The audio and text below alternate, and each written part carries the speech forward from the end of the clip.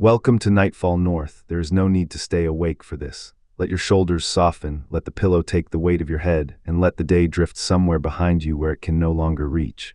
We are going far back tonight, further than memory, and there is nowhere we need to hurry to. In the beginning, the old poem tells us there was neither sand nor sea, nor the cool waves. There was no earth below and no heaven above. There was only the gap, a wide and gaping emptiness, without grass, without shape, without anything at all to cast a shadow. The Old Norse called it Ginnungagap, the yawning void, and if you say the word slowly it seems to open on its own, like a long breath let out into a quiet room. There was nothing in it, and that is worth resting on for a moment because it is hard for us to imagine. Not darkness exactly, for darkness is still a kind of thing, only a stillness so complete that there was not yet anyone to notice it, and no time in which the noticing could happen. The gap simply was, and it waited, though it did not know it was waiting. Now the oldest of the songs, the Verlaspa, says little more than this. It says there was a void and no grass anywhere. That is nearly all. It was Snorri, an Icelander writing his book many centuries later, who gathered the scattered verses and gave the emptiness a shape we could follow. And it is his ordering we lean on tonight, gently, the way you lean on a rail in the dark, knowing it may not hold every truth, but is glad of the guidance all the same. To the south of the gap, Snorri tells us, lay a region of fire. Muspelheim it was called, a land so bright and so hot that no stranger could stand upon it, and to the north lay its opposite, Niflheim, a country of mist and rime and old, slow cold. Between them stretched the void, and neither reached the other, for they were held far apart by all that empty distance. But from the cold country came water. Rivers rose there, 11 of them, called the Iliviger, the ice waves, and they flowed outward from a well at the heart of the mist. And as they flowed, the further they wandered from their source, the more they thickened and cooled. The venom in them hardened, the current slowed. And so, layer upon patient layer, the rivers froze, and the frost settled into the northern reaches of the gap and grew and stood still. And there it might have stayed, that great weight of ice, silent and unchanging forever, except that from the south the warm air moved. It drifted across the emptiness, carrying the heat of the fire country, soft as breath on a cold window, and where the warm air met the ice began to soften. It softened into water, and the water gathered into drops, and the drops began slowly to fall. This is the moment the whole world turns upon, and yet there is nothing loud about it. Only frost easing back into water, the way frost has always eased when the warmth comes near it. You have seen it yourself, on a window pane in the last of the winter, the white pattern loosening into clear beads that run quietly down the glass. It was like that, cold meeting warmth in the middle of an empty place and giving a little. And so from the meeting of fire and frost, in the mild air over the gaping void, the thawing water began to take a shape. Drop gathered to drop, and the shape grew heavy and warm and slow. It did not yet have a name. It did not yet know anything at all. It only lay there in the quiet, forming, the way ice becomes water and water becomes something that stirs. And in the stillness above the void, that first shape began, very gently, to move. We had left that first shape stirring in the mild air above the void, water becoming something that moves, and it moved slowly, the way all old things begin. And in time it opened, and it was vast, and it lived. This was the first of the frost giants, and the poems remember him under more than one name. The tale-tellers of Iceland called him Ymir. The older verses, the ones set down in the long song of Vafthrudnir, name him Orgelmir and say the rime giants came from him, and that he himself was made from the venom-cold drops that gathered and grew as the thawing froze and quickened again. So even the beginning has two names, and we may hold both of them gently, and let neither one press too hard. He slept, this first great being, in the warmth that rose against the frost, and as he slept, the poems say he began, without knowing it, to bring forth more of his kind. From beneath his left arm a giant and a giantess grew together, and from the joining of his 2 feet another son was fathered, and so the frost giants came into the world quietly, out of a sleeping body, in the mild place between the ice and the fire. And there was food for him there, though it is a strange sort of feeding to imagine. For as the frost melted, it is said, another shape came out of the drops. She was a cow, and her name was Audhumla, and 4 rivers of milk ran from her, and the first giant drank from them and was nourished. This much comes to us from a single hand from Snorri, who wrote it all down in Iceland some 200 years after the old faith had faded, and long after the verses themselves were first sung. The cow does not appear in the poems that survive. She stands, this gentle creature, on the testimony of one late and careful witness, and it is worth saying softly that some of the tenderest pictures in all of this rest on one man's telling. We keep her because the story would be poorer without her, but we keep her lightly. And the cow, having no other food herself, licked the ice. She licked the salt-trimed stones of the frost, where the salt lay bright and cold, and she licked through the first day, and by evening the hair of a man appeared out of the ice where her tongue had passed. And she licked through the second day, and a head came forth. And on the third day the whole man was freed from the ice complete, and he stepped out of it. His name was Barry, and he was fair and tall and strong, and he was the first of the other line, the one from which the gods would come. And so there were two kindreds now, drawn from the same thaw. The giants, born from the sleeping body of Ymir, and the godkin, born from the ice the cow had opened. Barry had a son named Bor, and Bor took a wife from among the giants, a daughter of that older Frost, and their children were three. The eldest of them was Odin. And in this way the two lines, which would one day set themselves against each other, began as near neighbors, sharing the same cold cradle, drinking from the same first rivers. There is a peace in that if you look only at the beginning. The great enmities of the world had not yet been spoken. No oath had yet been sworn, and so none had yet been broken. There was only the ice and the milk, and the two young kindreds growing side by side in the quiet. And through all of this, though the poems have not yet named it, the roots of what would become the world tree were already reaching down into the dark, toward the wells that had not yet been dug, in a ground that did not yet have a shape. The frost went on thawing, the rivers went on running, and the three young brothers, the sons of Bor, stood at the edge of that long stillness and began, without haste, to consider what might be made from it. We left the sons of Bor at the edge of the long stillness, with the frost thawing behind them and the world not yet begun. And it is said that in that quiet they turned at last toward the great shape they had made, the elder giant, the first of the Frostborn, whose body was as wide as the emptiness had been. The old poems do not linger on what was done to him. They pass over it the way water passes over stones, and what they choose to remember instead is what came after, the stillness, the slow settling, the long and patient work of making. For it is said that from that vast and quiet form, the three brothers began to shape the world. They took his flesh, and from it they made the earth, the wide brown fields, the soft dark soil, the ground that would one day hold roots and rivers and the sleeping weight of stones. And so the land was laid down, gently, the way a blanket is laid over someone already asleep. They took his blood, and from it they made the seas. All the water that had run out of him became the great encircling ocean, and the lakes within the land, and the gray tide that would forever move against the shore and forever draw back again. And in the middle of that water they set the earth, and the sea lay all around it, and it is said that the waters were so wide that most who tried to cross them would not come to the far side. They took his bones, and from them they raised the mountains, and they took his teeth and the broken pieces of him, and made the scattered rocks and the scree on the high slopes. And so the hills stood up out of the plains, slow and gray and certain, and they have been standing ever since. And overhead they took his skull, and from it they made the sky. They lifted it up and set it high above the earth, curved and vast, and it is said that they placed a dwarf at each of its four corners to hold it north and south and east and west, so that it would not fall. And under that great dome they took the sparks and the embers that had drifted out of the firelands in the south, and they set them into the darkness, and these became the stars and the wandering lights and the two great lamps that would mark the day and the night.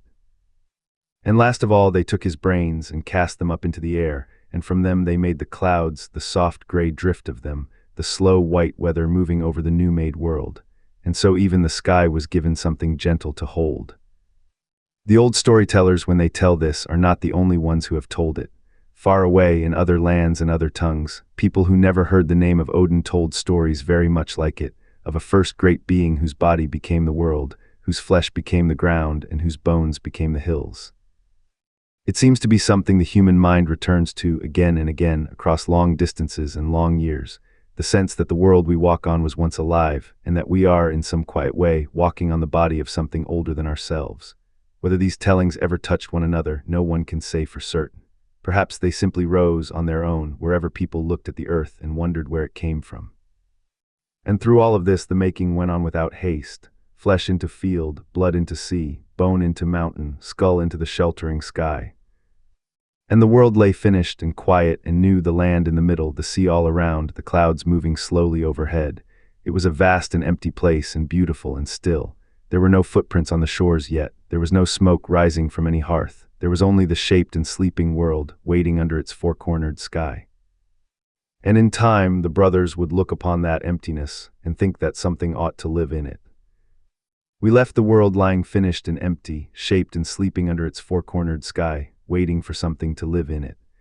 And before we follow the first footprints onto those shores, it is worth standing still a while longer and looking not out across the land but down and up along the great tree that holds all of it together. For the old poems tell that at the center of everything there stands an ash. Yggdrasil, they call it, the greatest and best of trees. Its branches spread out over the whole world and reach up past the sky, and its roots go down deeper than the world goes into places that have no floor. It is the pole around which all things turn, and it was there, it seems, before the turning began, and it will be there, aching and enduring long after. 3 roots hold it, and each root drinks from its own water. Under one lies a well called Urther's Well, and it is the clearest and most sacred of them. Beside it live 3 women, the Norns, Urther, Verthandi, Skuld, whose names lean toward what has been and what is becoming and what is owed. They tend the tree. Each day they draw up water and white clay from the well and lay it over the bark so that the branches will not rot, so that the tree will not sicken and fall. And it is said that these 3 shape the lives of all who are born and measure out their days, and that no one, god or giant or man, escapes the length they are given. Under another root lies Mimir's well, and in its still water is kept all wisdom and all understanding. The one who drinks there sees far, but the well asks a price for its drinking, and the price is always something dear, and we will come to that later, at a quieter hour than this. And under the third root lies Virgilmere, the old bubbling spring, the cold source from which the eldest rivers first ran, back at the very beginning when there was only frost. So the roots reach down into memory and fate and cold, and through all of this the ash tree stood. The poems say the tree is not empty. High in its topmost branches sits an eagle, wise and watchful, and between its eyes perches a hawk. And far below, gnawing at the root, coils a serpent, Nithurgur, the one who bites in the dark. Between the eagle above and the serpent beneath runs a squirrel named Ratatoskr, up and down the trunk all day, carrying words, carrying, it is said, the spiteful things the one says of the other, so that the quarrel is never quite allowed to rest. And along the branches move deer, 4 of them cropping at the leaves. The tree is grazed and gnawed and worn. It suffers more, the old verse says, than anyone knows, and still it holds. Now the poems speak also of 9 worlds. The words are there in the oldest song, 9 worlds, remembered by one who recalls the time before the world was made. And around that number a great deal has been built. You may have seen a tidy list of them, 9 realms, each with its name and its people, arranged like rooms in a house. It is worth saying gently that no old source gives us that list. Not one medieval poem, not one, names all 9 and sets them in order. The number is old and real. The neat map of it is a later thing, a careful reconstruction and a guess, however good. And there is more that stays uncertain. Whether the tree the eagle sits in and the tree the deer graze and the tree the wise ones are hanged upon are all one tree with many names, or several trees blurred together by time and retelling, even this the poems do not quite settle. The picture flickers. We are looking at something very old through water, and the water moves. But the shape of it holds even so. A tree at the center, wells beneath it holding fate and wisdom and the first cold, creatures worrying at its bark, and 3 women keeping it alive day after day with clay and quiet water. Hold that in mind softly as we go on. Whatever happens in the worlds to come, the makings and the breakings, the oaths and the frost, it happens somewhere along these branches or down among these roots. The tree stands under all of it, and soon into that standing world the first 2 figures are about to be found on the shore, unshaped as yet, and waiting to be given breath. We left the gods at the water's edge, with the world still new around them and the great tree standing quiet over all of it, and so we come now to the shore and to what was found there. They were walking, it is said, 3 of them, come down along the sea's edge where the tide had left its gifts, and there among the wrack and the weed they found 2 lengths of driftwood. Ash and elm, the old poems name them, asken and blah, 2 shapes lifted by the sea and set down again, faded and shapeless, holding no breath and no warmth and no name of their own. And here the sources part gently and go each their own way. The oldest poem, the Vurluspa, says the 3 were Odin and Honir and one called Lother, a name that comes to us worn almost smooth, a god we can no longer quite see. Snorri, telling it long after, names them differently, Odin and Vili and Ve, the 3 brothers who had made so much already. We need not choose between them. It is enough to say that 3 came, and that whoever they were, they bent to the wood. And so gift by gift the 2 shapes were given what they lacked. One gave them breath, the rising and falling of it. One gave them thought and the warmth of moving blood. One gave them speech and hearing and sight, the face turned toward the world and the world coming in. Where there had been 2 pieces of drifted wood, there were now a woman and a man standing on the shore in the first light they had ever seen. From these 2, the poems say, came all the houses of people, every one, down all the years that followed. And through all of this, the ash tree stood. Now there was much still waiting to be ordered, for the sky had its lights, but the lights had no path to walk and did not yet know their places. The gods took the sparks, the embers, it is said, thrown up long ago from the fires of the south, and set them in the great vault above. Some they fixed still and steady so that they would not wander, and to the sun and the moon they gave a road to travel and a measure to keep, so that the seasons might be counted and the years might have their shape. There is a quieter telling folded into this. Night came first, the old verses say, not dark and gentle, and her son was day, dagger shining. And each was given a horse and a chariot, and set to ride the round of the heavens, one always following the other, so that dark and light would come and come again, and neither would keep the sky for long. The sun a maiden driving, the moon a youth beside her, both moving because they must. And it is told more softly still that they move because something moves behind them. Snorri, ever the one to fit each thing into its place, names two wolves upon the roads of the sky, Skirl, who runs at the sun, and Hati, who runs at the moon. This is his ordering mostly, and not the older poems. But the picture stays, the lights go on their way and are followed and do not rest. Keep that quietly for later, it will matter in its time. There is one thing more from beneath all this brightness. Down in the dark, in the flesh of Ymir that had become the earth, something had begun to stir. Maggots, the old telling says, small crawling things bred in the body of the first giant, and the gods gave these too a shape and a mind. They became the dwarves, makers and hoarders, keepers of the deep places, who live in stone and under stone and shun the turning sky. So the world had its people now, and its measured days, and its makers hidden underground. And through all of it, the shore and the sky and the dark beneath, the ash tree stood, holding the worlds apart and together, while far off in a hall the gods sat down at their game boards, in the long, gold quiet of the years before the trouble came. We left the gods in the long, gold quiet of their years, at their game boards in the hush before the trouble came. And so we stay with them a while in that quiet, and learn their names before the wars find them.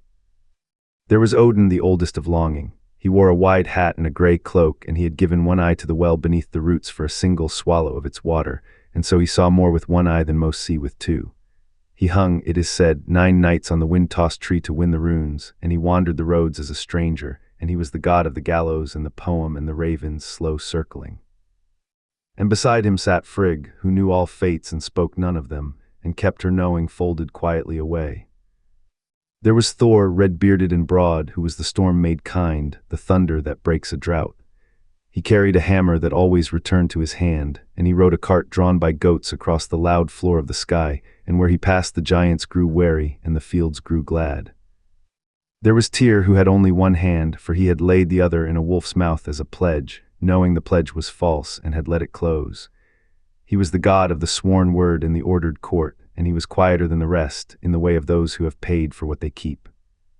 There was Heimdall, who stood at the rainbow's edge where the bridge met the sky. He needed less sleep than a bird, and he could hear the grass lengthen and the wool grow long on the sheep, and he kept a horn against the day he would need to wake the world. And there were others who had come from elsewhere, for not all the gods were of one kindred. The Aesir dwelt in their high halls, but the Vanir belonged to the older powers of field and tide, to the seed pressed into dark earth, and the ship coming home heavy, and the year turning back toward warmth. Njord was of them, the god of the calm harbor and the fair wind, whose feet the sea loved, and his children were Freya and Freyja. Freya gave the rain its gentleness and the harvest its weight, and owned a ship that folded small as cloth. And Freyja rode with cats before her, and wore a necklace like caught firelight, and to her went half of those who fell. Some who came after have said the Aesir and the Vanir stood for 2 halves of one order, the halls of rule and war on the one side, the fields of plenty on the other, and that their story is the story of those halves learning to hold together. It is a reading that has shaped much telling. It is one reading, and not the only one, and the old poems themselves are quieter about it than we are. For there was a war between them once. The old verses say a figure called Gullveig came among the Aesir, and they raised their spears against her and burned her, and she rose from the burning, 3 times burned and 3 times born, and after her the first war in the world began. Wall met wall. The field of the Aesir was trampled, and the Vanir walked it. It is told this way, from a distance, in a few hard lines, and then the lines let it go. And the ending of that war was not a victory, but an exchange. When neither side could break the other, they made peace by trading their own, sending hostages across the ruined ground to live among the strangers, so that each kindred held a piece of the other and could not again lift a hand without harming itself. And so Njord and his children came to dwell with the Aesir, and the broken oath at the war's beginning was mended by a keeping at its end. Frigg and Freyr are two and remain two, though they wear a strange likeness, both wives, both weepers, both keepers of hidden things, and some have wondered aloud whether they were once far back, a single figure since parted. It is a thought, and no more than a thought, and the poems give us two. And through all of it, the burning and the trading and the slow braiding of two kindreds into one, the ash tree stood, holding its worlds apart and together. And in the peace that followed, the gods turned to the making of their homes, and to the walls that would ring them, and to the stranger who would offer one cold season to build those walls in a single winter. We left the gods in the quiet after the war, and there we may begin again. The peace had settled over Asgard the way frost settles over still water slowly and without a sound. And in that peace the gods turned their thoughts inward, toward the making of their homes and the ordering of their fields and the raising of the halls in which they would sit through the long ages. They built with the ease of those who believe their days are many, and in time they wished for a wall. The old poems tell that a stranger came to them then, a builder alone asking to speak with the gods and offering to raise around Asgard a wall so high and so strong that no frost giant, no mountain jotun, no thing born of the cold could ever cross it. He asked for a single winter to do the work, and in return he named his price, the goddess Freyja for his wife, and the sun, and the moon. It was a great price, and the gods drew back from it, but they took counsel among themselves in the way of those who think themselves clever, and they set him a condition. He might build, and he might have his payment if the wall stood finished on the first day of summer, and if he raised it with no help from any man and finished it alone. They believed it could not be done, and so, believing that, they gave their word. They swore oaths upon it and bound the bargain with vows and let the stranger begin. He began, and he was not alone in his strength, for he had a horse. The stallion was called Svathilfari, and it is said that he did the labor of many.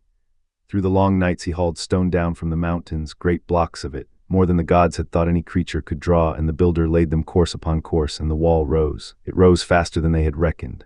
And as the winter wore thin and the first mildness crept into the air, the gods looked at the work half done and then more than half, and they understood that they had wagered wrongly.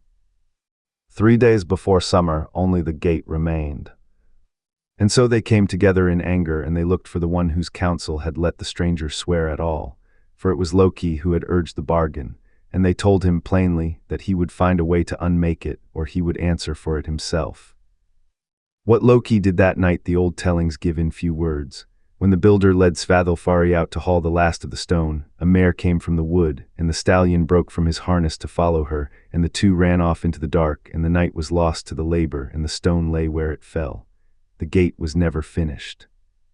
And the builder, seeing his wall stand short by the width of a doorway, fell into the great rage of his kind, and showed himself at last for the Jotun he had always been. And it is said the gods, seeing him so, called Thor, and Thor answered as Thor answers, and the builder was paid in a coin he had not asked for.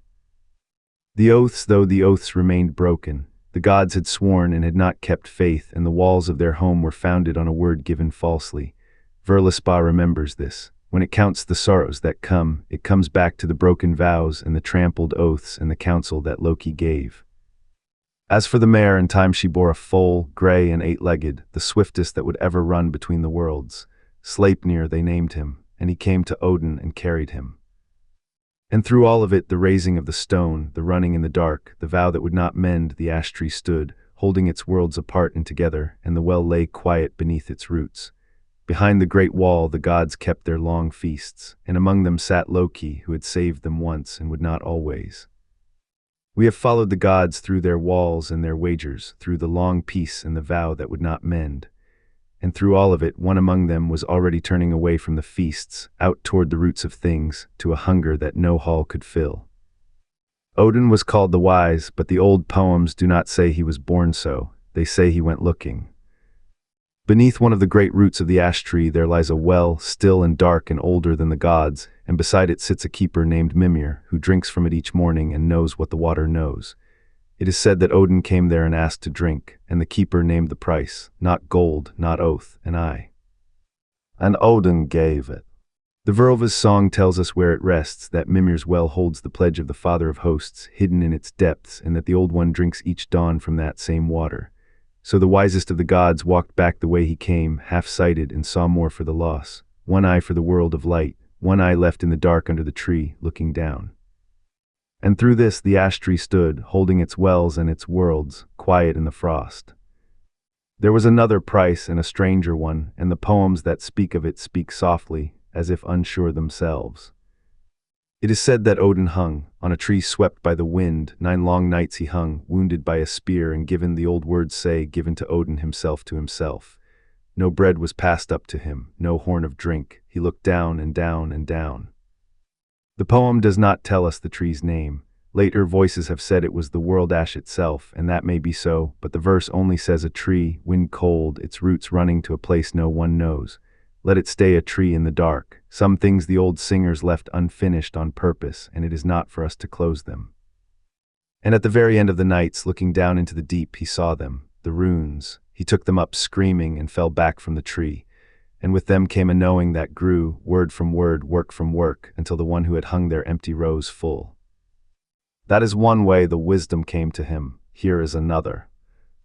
The old tale of the mead begins with peace, and with a man made of spit, cave Aesir, shaped from the truce of 2 kindreds, wisest of all who ever lived, who wandered the worlds answering every question set to him. Until 2 dwarves, for no reason the story will excuse, killed him quietly and let his blood run into 3 vessels, and mixed it with honey, and let it become mead.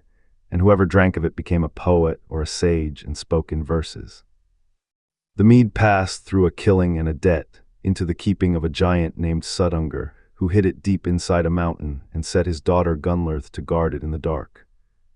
And it is said that Odin came for it, not by storm.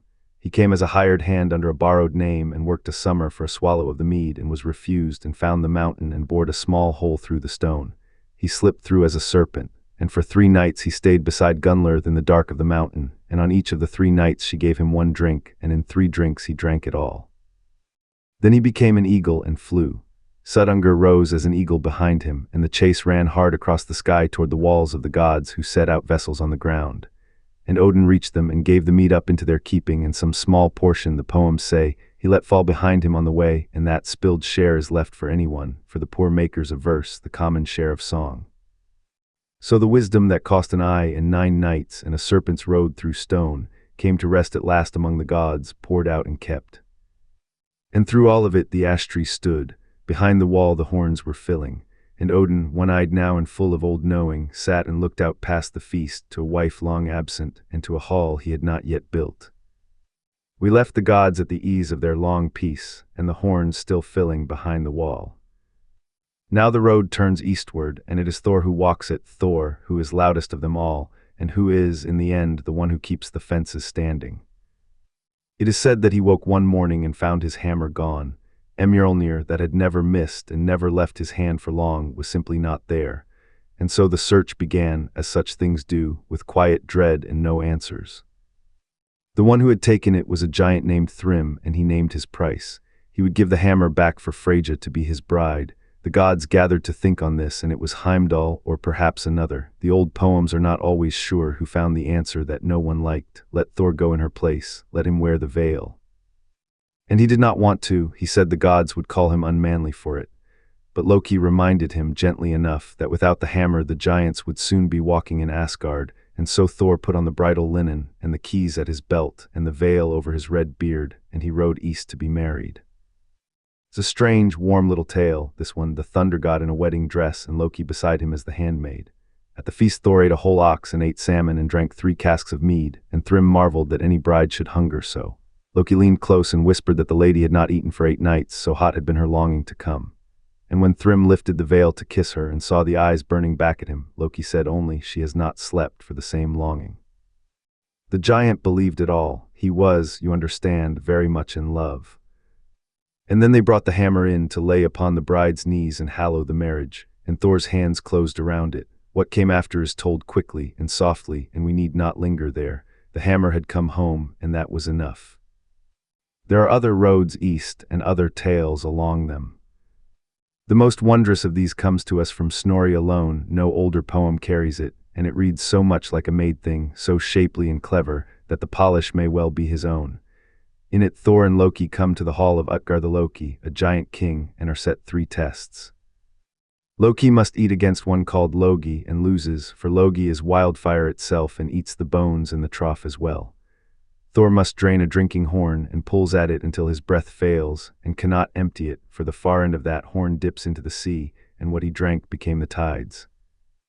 He is asked to lift a gray cat and strains and raises but one paw from the floor, for the cat is the great serpent that circles the world, and to move it at all is more than any had thought possible. And last he wrestles an old woman named Ellie, and she brings him slowly to one knee, for she is age, and no one has ever thrown her, and no one ever will. In the morning the giant tells him the truth of it, and then his hall is gone, and only the open country remains. It was all seeming, but the seeming had shown Thor something true about the size of the things he wrestles. And there is one road east he took in earnest. The old poems tell that he went fishing with the giant Ymir, and baited his line with an ox head, and cast it down into the deep, and the world serpent took the hook. Thor braced his feet through the boat's floor and hauled, and the serpent rose, and the two of them looked at each other across the water. Here the tellings part. In some, Thor lifts the hammer and strikes, and the serpent sinks away wounded. In others, the giant, terrified, cuts the line, and it slides back into the dark unharmed. Either way, it was not the last time they would meet. And through all of this the ash tree stood, and the sea kept the serpent, and the serpent kept the sea. And somewhere in the deep of it, coiled and patient, one who was neither god nor giant was already counting the days. We left the world in its long quiet, with the ash tree standing and the serpent keeping the sea, and one below the peace of the gods who was neither god nor giant, counting. His name was Loki, and though he laughed among the gods and sat at their tables, he had gone walking in the lands of the giants, and there he had taken a wife who was not of Asgard. And from that union came 3 children, and each of them was a strange and quiet thing, and the old poems remember all 3. The first was a wolf, and they called him Fenrir. The second was a serpent, and they called him Jörmungandr, and it was he who would come at last to circle all the seas. And the third was a daughter, and she was called Hel, and she was given in time the keeping of the dead, a hall in the low mist beneath the roots of the world, where the ones who died of sickness and old age would come to her, quiet in the end. The serpent was cast into the ocean, and there he grew, and there he waited, as we have already seen. The daughter went down to her cold and orderly country, but the wolf the gods kept close. They kept him in Asgard, and they fed him, and for a while they watched him grow. And in those early days it is said that only Tyr of all of them had the steadiness to bring him his food, and so it was Tyr the wolf came to know, and Tyr alone. But Fenrir grew, and he grew past the size of any wolf, and past the size of anything the gods had names for, and there came a day when they understood that they were no longer feeding a companion, but a thing that would one day be too great to hold. And so, gently at first, and then not gently, they thought of chains. The old poems tell that they tried twice with iron. They made a great fetter and brought it to him, and asked him, as if in play, whether he would let them bind him only to test his strength. And the wolf, unafraid, allowed it, and then he stretched, and the iron fell away in pieces. And they made a second, stronger, and again he let them, and again he broke it, and each time he broke it his name grew. So the gods sent down into the dark places of the earth, to the dwarves who make the finest things, and they asked for a binding that would not fail. And the dwarves made them a ribbon. It was smooth and soft and no thicker than a silk band, and it was called Gleipnir.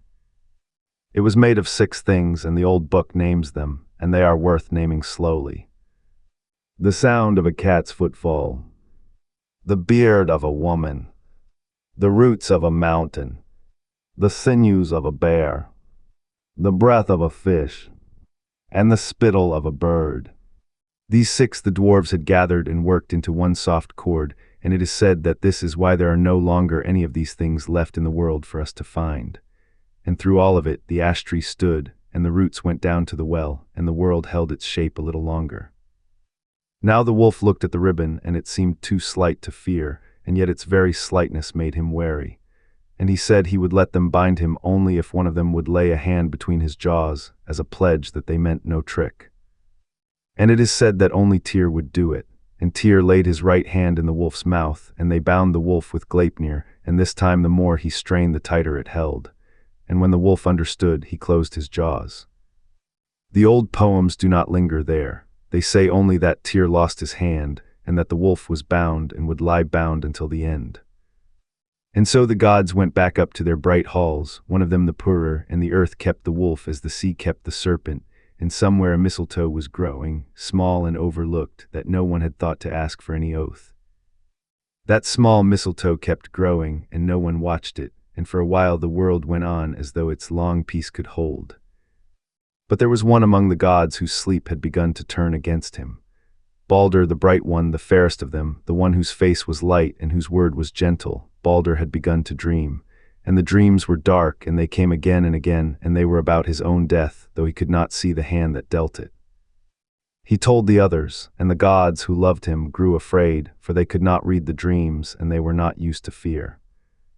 The old poem called Baldr's Drommer tells how Odin rode down the long road to the edge of the dead, down past the gate where the hound of hell stands with blood on its breast, and there he woke Aesir, who had lain silent under the earth for a very long time.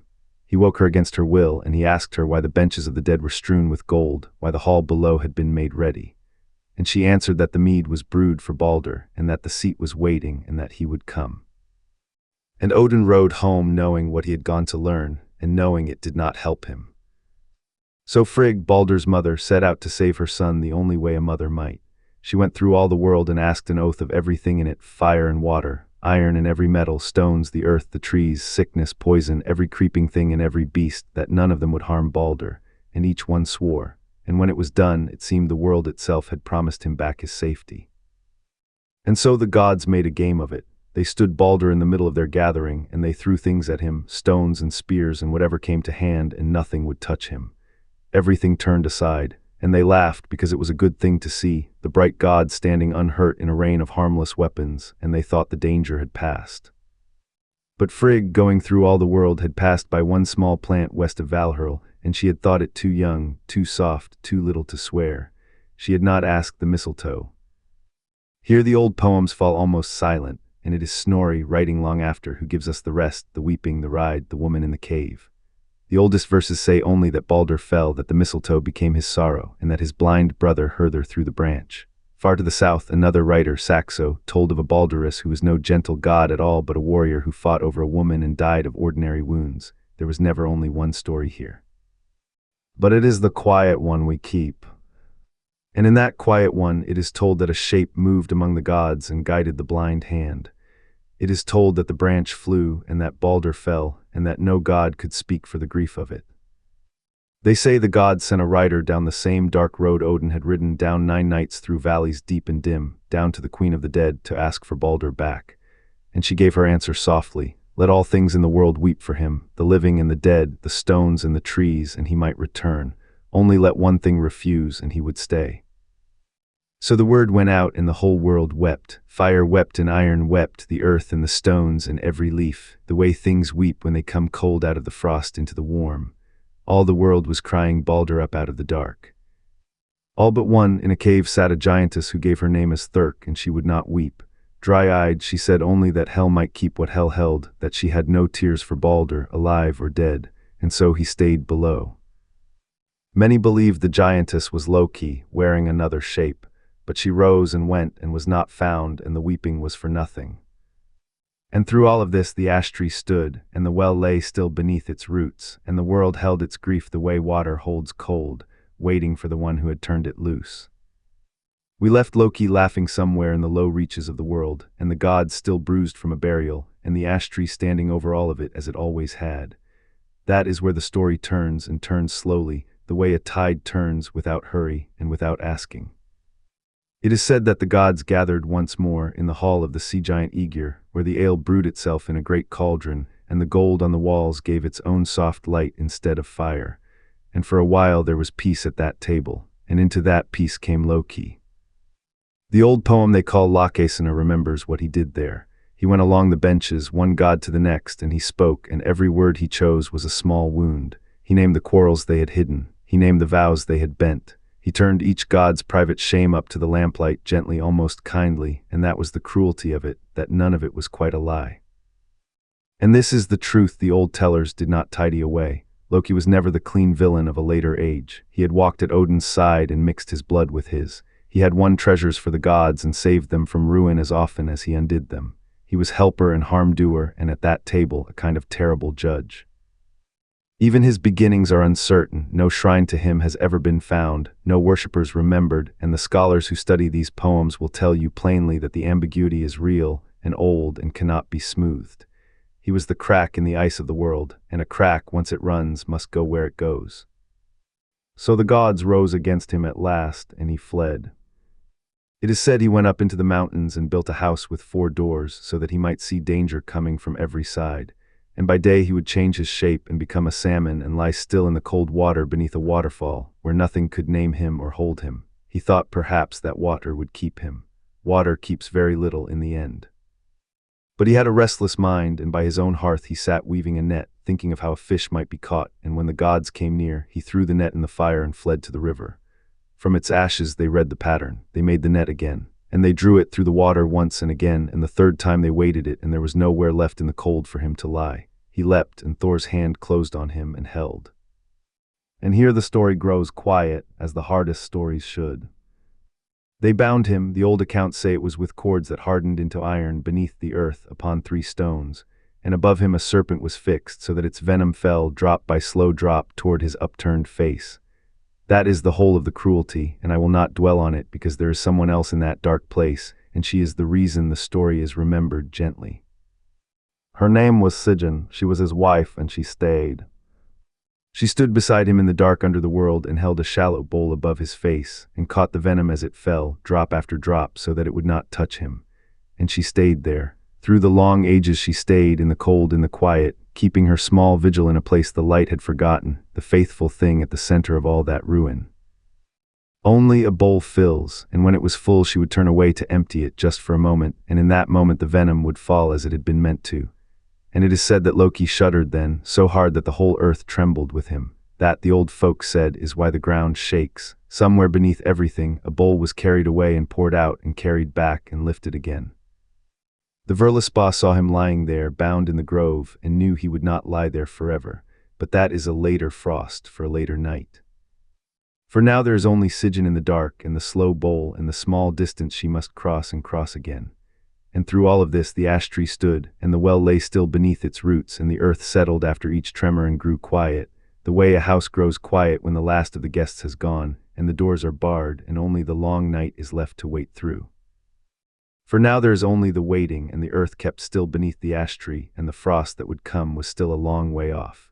We have followed the gods from the first cold morning of the world, through their bright noon and their long peace, and we come now to the far edge of the story, to the season the old poems set at the very end. And you should know, before we go there, that the end they saw was not only an ending. The word they used, *Ragnarök, means the doom of the powers, the fated reckoning of the gods, and in a later age it softened on the tongue into *Ragnarök or asterisk, a twilight of the gods, a dimming rather than a breaking. But even in the oldest telling, past the dark, a green thing waited. Keep that green thing in mind as we go. It is coming back. The poems do not all agree on the order of what happens. The Völuspá saw it one way, and Snorri set it down another, and so we will take it not as a march of hard events but as a vision, the way a thing is seen in a dream, where the order matters less than the seeing. It begins with winter, not one winter, but 3 laid end to end with no summer between them, a long white season the old ones called the Fimbulwinter. Snow drives in from every quarter, and the sun gives light without warmth, and men keep to their halls. And through all of this the ash tree stood, and the well lay quiet beneath its roots, holding its old patience. And in time the bindings loosen. The wolf that was bound in the grove slips his fetter at last, the ribbon that held so long grown thin. The serpent stirs in the deep sea and turns toward land. The ship that was built of dead men's nails works free of its moorings. It is said that the old oaths, the broken ones, come due now all at once, the way a debt long forgotten is still a debt. Then Heimdall lifts the horn to his lips. He had kept it by him at the rainbow's edge through all the ages, waiting, and now he sounds it, one long note across the 9 worlds, and the gods wake, and the tree itself trembles to its roots and holds. The old poems tell of a last gathering on the plain called Yggdrasil, wide enough, they said, to hold the whole of it. And here the telling grows very quiet, the way the world goes quiet just before deep snow. Odin rode against the wolf. He had known this hour since the beginning, had traded an eye and hung on the tree to learn it, and so he met it without surprise, and the wolf took him, and one of his sons stepped forward after and set the matter right. And Thor turned to the serpent, the 2 of them old enemies from the fishing morning long ago. He struck it down. Then he walked 9 steps and no more, for its breath was in him, and he lay down at the 9th. These were not defeats, only the closing of long-owed accounts, and the poems dwell not on the blows but on the stillness after each one, the way a field lies still when the reaping is done. And then Surt comes from the south with fire and lays it over the whole of the world, and the sea rises up dark and gathers the land in, and the stars slip loose from the sky. It sounds like the end of everything, and it is an ending, but watch the water. For the Verlispa does not stop there. She saw the earth rise a second time out of the sea, green, green again, the falls tumbling, the eagle overhead, corn standing in fields no one had sown. She saw some of the gods come back to the empty meadow and find, lying in the grass, the old golden game pieces they had played with in the morning of the world before any of this. And two people, sheltered through the fire inside the tree itself, come out into the light to begin again. So the frost gives way, as frost always gives way, to the thaw. The doom of the powers, then, was never only a doom. It was a turning, the long night rolling over at last toward morning. And through all of it, from the first frost to the fire and past it, the ash tree stood. We have one more turning left to follow, back to where the story keeps its beginnings. We left the world at the moment the fire went out, at the edge of that long night, and it is here, in the quiet after, that the poems let us rest a little longer. The old poets do not hurry the ending. They let the waters stand a while over everything, wide and gray and calm, the way a field stands under flood in the early year. And then slowly in their telling the earth begins to rise. It comes up green out of the sea, not made new by any hand, only lifted, streaming into a light that has not yet been named. The Verlispa says it plainly and softly, the earth rises again and it is green. And where the water falls away, the streams run down as they did before, and the eagle passes over the high places, hunting fish along the fells. Small things, ordinary things, the kind of thing you might not notice on a morning when everything else is gone. Some of the gods are there. The story does not gather all of them, only a few, the sons of the old powers, and one or two who somehow came through. They meet on the plain where their fathers once met, and they sit together in the grass, and they talk, the poem says, of the great serpent, and of the runes, and of all the things that had been. Not to grieve them, it seems, only to remember, the way you turn over old stones in the sun. And it is here that Baldr comes back. He comes up out of the dark under the world where he had been kept so long, and Herther comes with him, the brother whose hand had loosed the arrow, the two of them together now on the far side of all of it.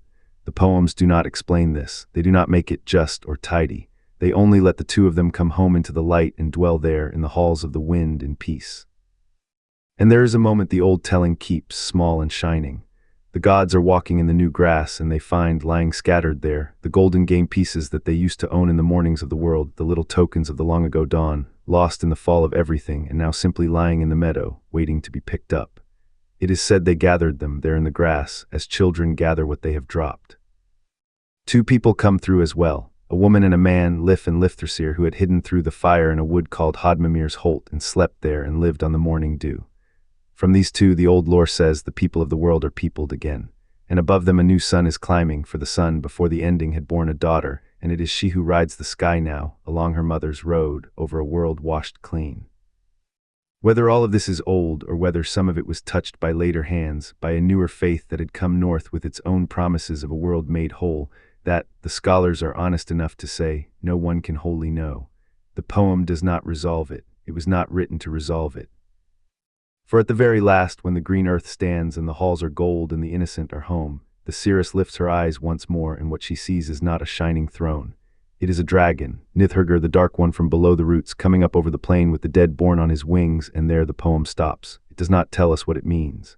It only lets the shadow pass across the new grass, and then it is silent and lets us make of the silence what we will. And through all of it, from the first frost to the fire and past the fire, into this quiet green morning, the ash tree stood and stands, its roots deep in the old well, its leaves stirring in a light that is only beginning. The frost in the end had only ever been water, waiting to be warm.